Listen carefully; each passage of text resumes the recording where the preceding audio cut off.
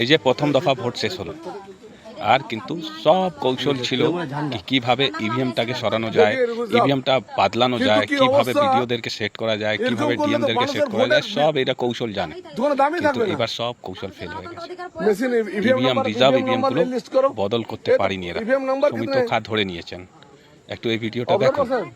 EVM number कितना है? EVM number का वोट हर एक ईवीएम को सर, ये जो रिजर्व ईवीएम है, मैंने अभी डिस्ट्रिक्ट कलेक्टर को भी अभी मैंने कॉल करके बोल दिया है कि ये सारा जो है नहीं, इसके से तीन हर जगह में हो सकता है ना। तीन तीन गाड़ी था, एक खोला है, एक पूरा ओपन है, एक पूरा ओपन है। तो इसका मैं प्रॉपर डिटेल्ड इन्वेस्टिगेशन करवा रहा हूँ सर। सिर्फ 2 घंटे दीजिए मुझे, 2 ये करिए, आपका जो वीडियो है, वीडियो को सस्पेंड करिए, नौकरी से सस्पेंड करिए। ऑलरेडी वीडियो को समन कर दिया है और मैंने वीडियो को और डिस्ट्रिक्ट कलेक्टर को दोनों को बोला हुआ है कि मुझे इसका डिटेल्ड इंडिपेंडेंट इसका गाड़ी नंबर है ए ঢুকে দিয়েছে ভিতরে ভাই। তৃণমূলের গাড়িতে ইভিএম পাওয়া যাচ্ছে। পশ্চিমবঙ্গবাসী সাবধান।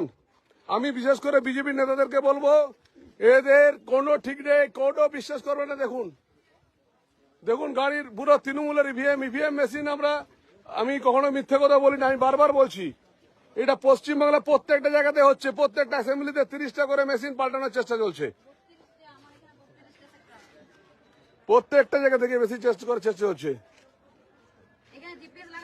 আমাদের চন্দনা বাউরি এটা লক্ষ্য করেছেন, জিপিএস এনে করেছে, কিন্তু জিপিএস এ কিচ্ছু নেই, গোটাটাই জালিয়াতি।